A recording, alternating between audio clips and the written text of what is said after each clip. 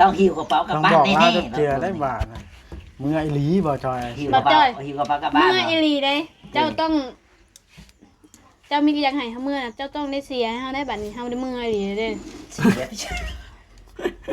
เสียร้อยคอยเจ้า เสียใบเดินทางบ่ แม่เดินทางผมไม่แล้ว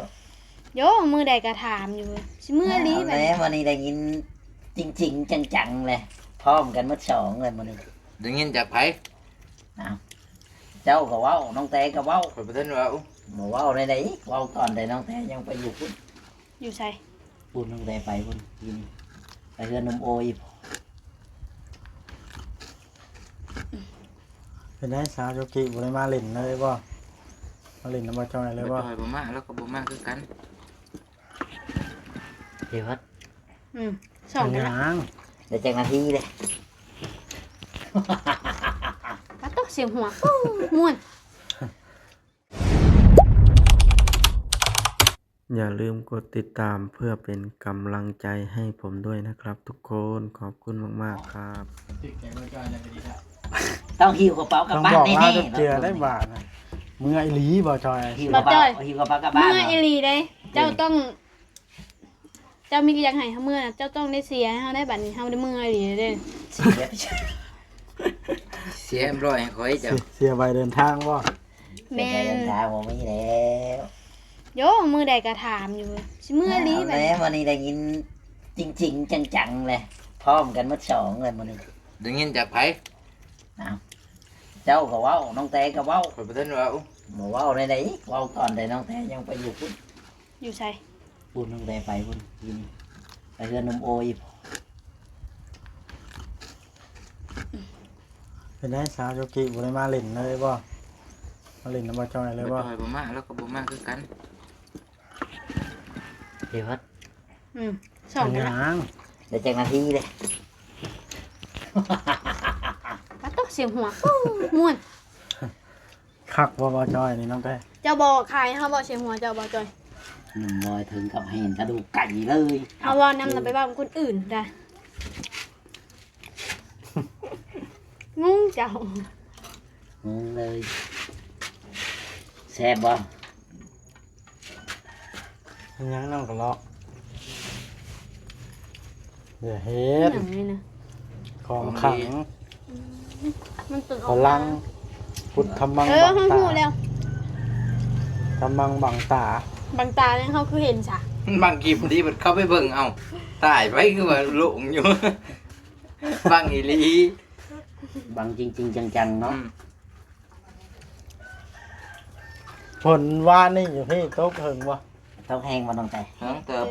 หังแดดออกได้ทั้งตกทั้งแดด อยู่บ้านบ่ได้มีจักเม็ดเลยนะฮะผม เอาตกกลางเว้นดิบ่แม่นตกกลางคืน กลางวัน คืนในบ้านคอยฝนตกตกอยู่พักหนึ่งถือว่าดินมันแห้งมันก็เลยหน้ามันบ่ไหล อาจจะอยากดังเจ้าก็ถ่ายคลิปเอาจ่อยนี่เรากินแล้วเราปึบนอนเลยกินแหละ บ่จอยชาแนลเฮานี่บ่ บางขี้ข้านดิ ค่าได้แล้ว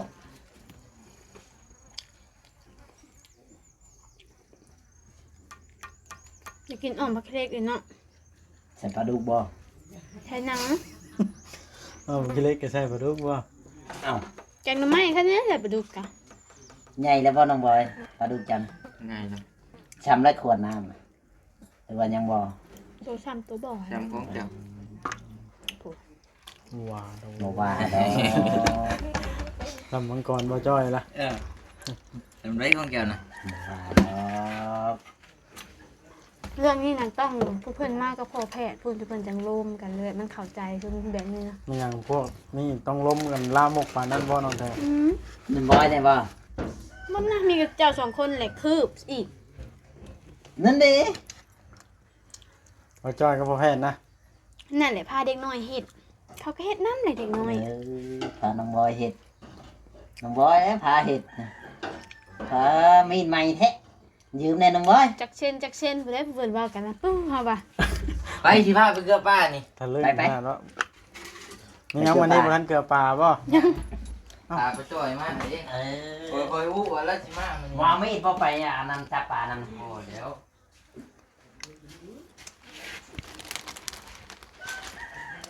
เ เบิ่งเกลือ บ่บอสไปมามื้อนี้เฮายังบ่อิ่มกินข้าวนะบ่บอส ว่าดอก จะถามเบิ่งรถ ไปเกลือปลาก่อนพี่น้องเอ้ยตัวน้องก็ลอกตากหมกเพชรตามแจ้วกินส้มคักแท้นี่ ชมมาข้อบ่บ่บอส เอาผ้ากันฮะ ชมมาข้อบ่ มีบ่ ไปเอา เก็บได้ไข่ไก่ไข่คนมาไข่ได้นี่อันนี้ไว้ให้เจ้าของเขามานำเอานี่ เพิ่นมาเบิ่งว่านี่เนาะวัดเนาะ โอ้ยโอ้มุงเรียบร้อยแล้วมุงแบบนี้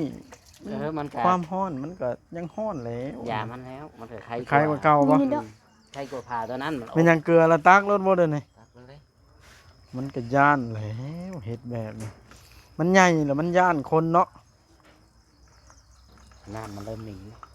บ่ได้เริ่มมันมินแต่เฮิงเติบแล้วเนาะอืมมันน้ำน้อยบ่แม่นหยังละ ปลามันเป็นลาย ปลามันเพันหลาย มันบริสิทธิ์กันปะ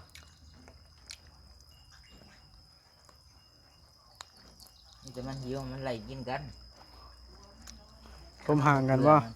บ่ได้ดอกตักปลาใหญ่ตักยี่ห้อนี้ต้องลงไล่สอนเอา เฮ็ดคือว่าอันนี้เนาะได้ร้ายพูด ลงทุนลงไป บ่ได้มันสิติดโตข่อย มันเปื้อนเด้ อ่ะ วานนี่ลงแล้วอาบน้ำอยู่บ่วานนะ อาบเลย อาบเลยบ่เลย โอ้น้ำได้หลายเติบฝนตกวานนี่เนาะ ได้200ลิตร อืม เจ้า ว่าดอก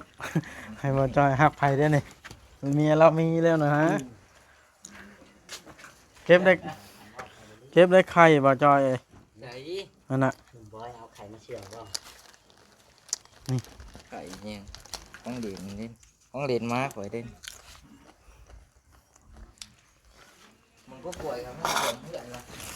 ให้กินหมามันแหล้ว เบิ่งก่อนมันสุกแล้วว่าสิเอาให้กินครับไว้สิกินแน่ คอยมาคิด บ่บ่กินเนาะ อันใด คอยมา ป่วย กล้วยที่ว่าเตรียมทอดนั่นบ่อ้าวน้องแต่ยังกินข้าวยังกินลายแท้ในปานนั้นว่าท้องมันมานคนน้อยพลาดใช่ละท้องปุ้งคนกินหลาย มื้อนี้ กินข้าวหลายว่าน้องแต่ผมเมื่อนี่ ดองบ่แอน ใช้กล้วยสุกนะว่าสิเอามาสู่กันกินนะ มันบ่สุกวะ ยังดี คอยคืออ มี ยากได้ หนึ่งเด้มีอยู่ลุ่มนะตัวเฮากินมื้อเช้านี่น่ะ มีแต่หนึ่งเอาไปที่กินเถอะ บ่นะมันบ่แซ่บหนึ่งนะ ทอดกรอบเนาะอ๋อตัวน้องก็ลอกกินถึงขนาดกินไก่เบิดตัวหนึงตัวเดียว ยังน่ะเสียนไปยังอีก อันไว้สิได้อีก บ่มีอะนะฮะคือเก่าเนาะบ่บ่ใส่นอด อันสวรรค์มาบุญนะว่า อ่ะ ของเจ้าผู้ใดตัวมันสากแบบใดนะ มันบุญบ่ได้ได้ตัวสากแบดได้ มันเป็น มันกระแทกบ่แห้งต้องตัวไผ่ผ้านะยืมของเดินจะโดยมาตาดรถ อยู่ในบ่จอยใน ตีไม้ ตะปูได้ ตี ต่อ ไม้ใส่ข้างนะยอดลงมาสองทางแล้วตอกใส่เอาเนี่ยไม้ละแนงตัวมันเหลือนี่นะในคันมีนะตียอดลงมาตีใส่ข้าง ไว้ชมือบอล ตียอดลงมาปลาชั้นสีน้อยจะตอกใส่ละบัดนะยอดลงมาสองอันเนอกบ่จอย นี่ มันเป็นอีกอย่างนี่บ่ กาวนะมา อันแปะ กล้าไม่ได้สิ เป็นหยังซะ นี่นะแต่ว่านี่แหละ แม่เขาจะติดไว้ไปช้างมันก็ต้องมีแนว อ้าว เห็ดหรือเปล่า อ้าวจักแล้วนี่บ่ บัวดอก มันบริแมนไหม อ้าวมันเป็นเก่าเด้ เบิ้ง ตั้งขึ้นเทิงเอาคอน่ะขึ้นเทิงน่ะขาวแล้วขาวมาให้ติดแล้วก็ขาวให้ติดกาวใส่นี่นะห้อยเบิ่ง จ้าเขาว่าติดแนวหอยดิ งงเลย ของไทยนี่ใส่ไม่เป็น ใส่ลงไปเลย ใส่แต่ของเดียน หัวดอก แต่ใส่แต่ของเวียดดิ ยกเมื่อวานนั่นเลย น่ะ นอนกับล่างบ่ขมือในผ้าห่มแพ้ปกหมอนเขาอยู่กับล่าง นอนทีแรกมันฮ้อน กลางคืนไหน แม่น เก่งแค่พวงไหนนอนกับล่างก็ได้ อ้าว เป็นนี่ได้หนุ่มบอยนอนนอนรับ มันฮ้อนมันอยู่นั่น แล้วออกมานอนนอก นอนอยู่เพื่อนเป็นยังนอนมารับบ่ มันนี่ฮ้อน ไม่ได้นอนซีอันไหน เอาจะปูโจก็เดี๋ยวดู ตะปูตอกกระชับที่กันเอาตะปูตอกก่อน อยู่เด้อของน้ำเนาะโอ้ยแพงม ตัดละไม้หรือแนงยอดลงมากระตอกใช้ซัมปิแนนให้การเอาไปพังเฮ็ดปลาไว้ละ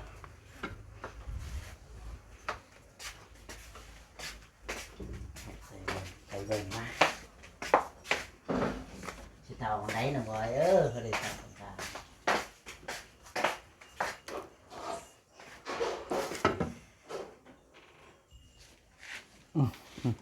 ตอกน็อตนั่นได้เลย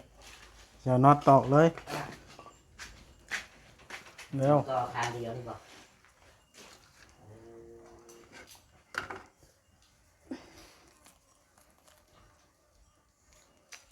มันน่าจะได้อยู่ผมวัดแล้วกลางไงแล้วตอกได้เลย บ่ดอก บุ้มจบ ลงบาจ้อยชาแนลเอาน้องแต่เข้าไปนอนอยู่ไหนแล้วบ่เดี๋ยวนี้จะเฉยม้อยจ้ะ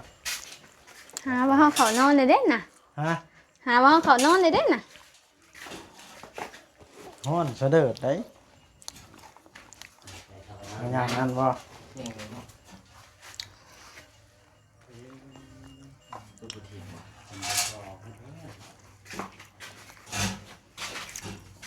ออกมาเด้อ จะมือลงไป ต ต่อ อกไม้ย้อนลงมาสองข้าง มื้อเดียว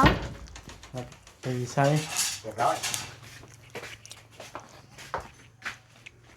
หนุ่มบอยก็ก่อย ไปเฮ็ดเองงามบ่ งาม ไปจ้างบ่วัดมาเฮ็ดดีกว่า จ้างค่าโตวค่อยนะ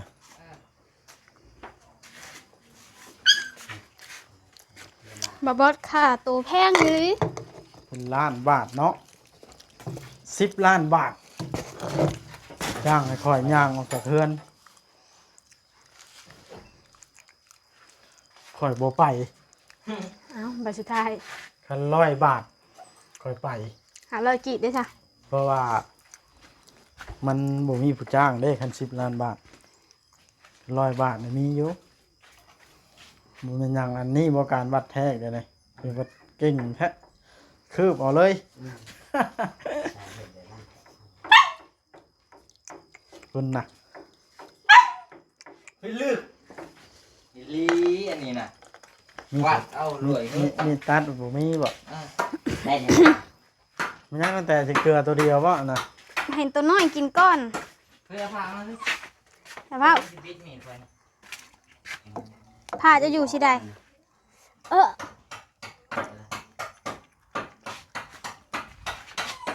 ผ้าจะอยู่ที่ใด ว่าแล้วไม้อ่อนทำนี่บ่กล้าพันละมันบ่เป็นหยังดอกไม้ต้นไม้ยังดิบ กิน อยู่ กิน คันไม้เป็นไม้อันบงบ่ตามันแบบนั้นเนาะบ่จ้อยย่านแท้แบบนี้ อุ้ย พันมาเฮ็ดเขาเลย อันนี้ไม้ย่างไม้อันนี้ดิบบ่ย่างแล้วบ่จ้อยยิกเอาก็ได้ เขาก็จะเก่งแยะ อ้าวบ่จ้อย เขาไปจะเป็นลูกศิษย์เจ้าจะเป็นลูกศิษย์เจ้าตั้งแต่หมดไปดำหน้าบุ้งก่อนนะ ลูกศิษย์บ่จ้อยกันได้ เป็นลูกศิษย์คอยเรื่องไหนนะน้องแต่ เรื่องผู้สาวส่งกาแฟให้เจ้ากิน อีหลีเนาะโอ๊ต อ่า โอ้ยธรรมดา สรุปแล้วเจ้าแม่นไทยบ่ธรรมดา มาจ้อยเลย พันไม้นี่ได้บ่ได้ธรรมดาพันไปพันมาจะขาดที่จัน เห็นบ่มื้อนั้นคนเป็นร้อยสิส่งประเภทถือฮ้านอยู่แนมเด้อว่าสิส่งให้ไผว่าเนาะแล้วมายืนให้ไผ แต่มาจ้อย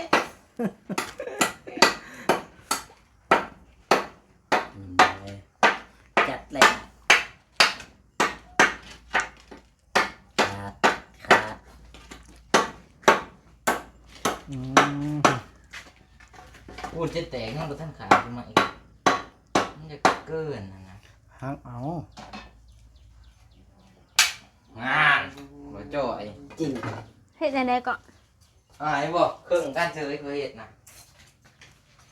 เก่งยี่ลี่หนึ่งบอย คนตีอยู่ไส เหมือนว่าสิตีแบบไหนบ้านตีอยู่พี่ก้อนอย่าไปตีพุ่นหรอก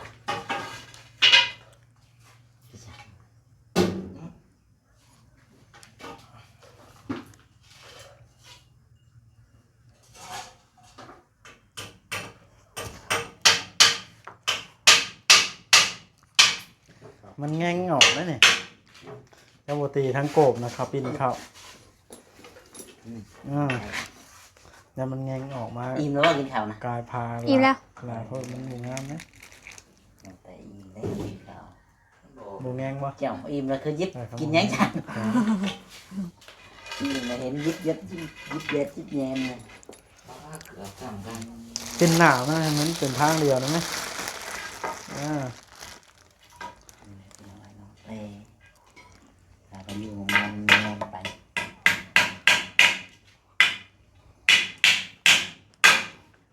เฮ็ดเวียกเมื่อยๆต้องหาคนชงเนาะ เมื่อยวันนั้นไป แท้นะ หาคนทรงคือบ่จอยบ่จอยยังไปลงให้หน้าซ้ำได้กินกาแฟเลยยอม อะไร นี่น้ำนี่นั่นไปไหนก็กินนี่ได้ มาจ้อยว่าเย็นมาให้กินก็ได้ น้องแท้พี่น้องเอ้ย โหดแท้ เราก็อยู่ไปถ้ามีคนจ้างก็ไปเห็นเบี้ยอีกแล้วน้องเลย ไป จ้างเลยไปเพื่อน แง่งออก มันก็เก๋อ่ะ คอยว่าอยู่แง่งออก อะไร เฮ้ยใจเสียดนั่นใดก็เฮ้ยนั่นน่ะ ในกลุ่มนี้เนาะ มันแง่งออกบอกให้กินทั้งโกบครับ โดนไปสิ ต่อ ไป กระลอกยื้อหยังเลยนะ เบิ่ง ขอให้กำลังใจผัวเลย บ่เบิ่งมันคือเด้งออกนะมันตอกบ่ได้เด้เฮ้ยปูนน่ะ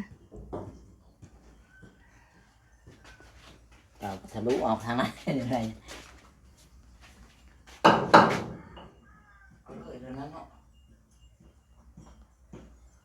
ฮะ ยังไง ปีนเข่าแล้ว อืม มันปีนเข่าแล้วมันตอกไม่แจ่มากนะฮะ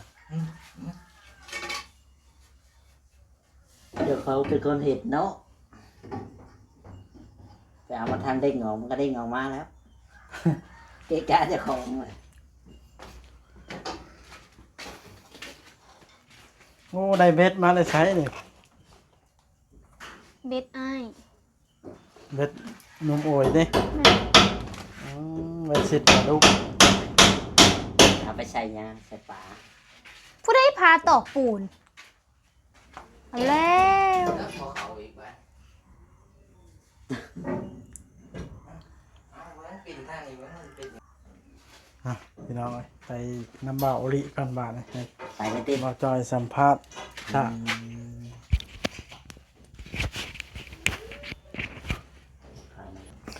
ไปพี่น้องเอ้ยมานี่บ่แดดปานใดมานี่มันสิครึ้มฝนพี่น้องเอ้ยโอ้เครื่องปลูกของฟังพวกหมกพริกตู้นี่พี่น้องเอ้ย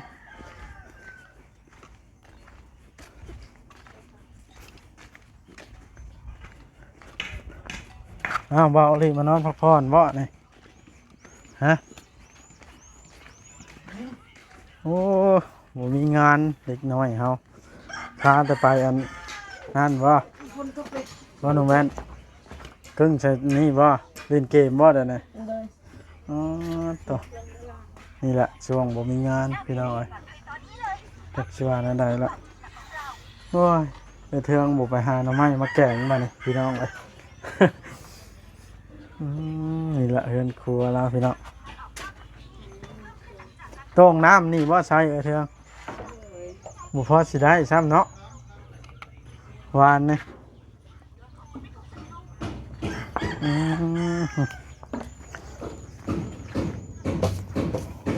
สามอันนั่นเก้าแล้วเสาเนาะสามอันตั้งขึ้นมันนั่นมันเป็นอย่างเนาะเขาทาสีเนาะ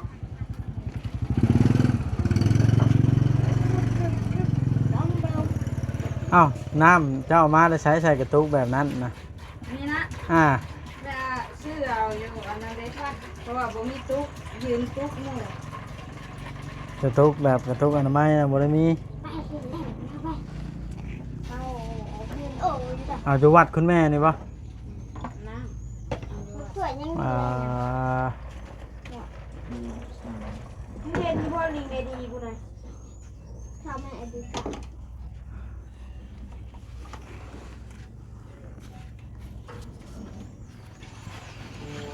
เดี๋ยว เขาก็หล่นคือกัน มีแต่ว่า แดงเขาก็หล่นคือกัน มาไปด้วยอยู่ คลิปนี้เนาะมันก็ถือว่ามียาวเติบแล้วพี่น้องเราสิได้จบคลิปลงก่อนส่วนเบาลิเมื่อก่อนพี่น้อง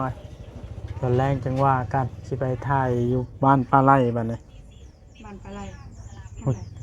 พูดแล้วทางเล็กซิปผู้จักอยู่บ่ฮะ ทั้งพี่ พูดแล้วอยู่บ้านปลาไหลนี่อยู่ทางเล็กซิปบันเดือหงพอ โอ้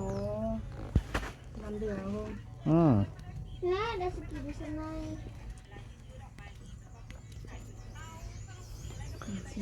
โอเคเด้อสบายดี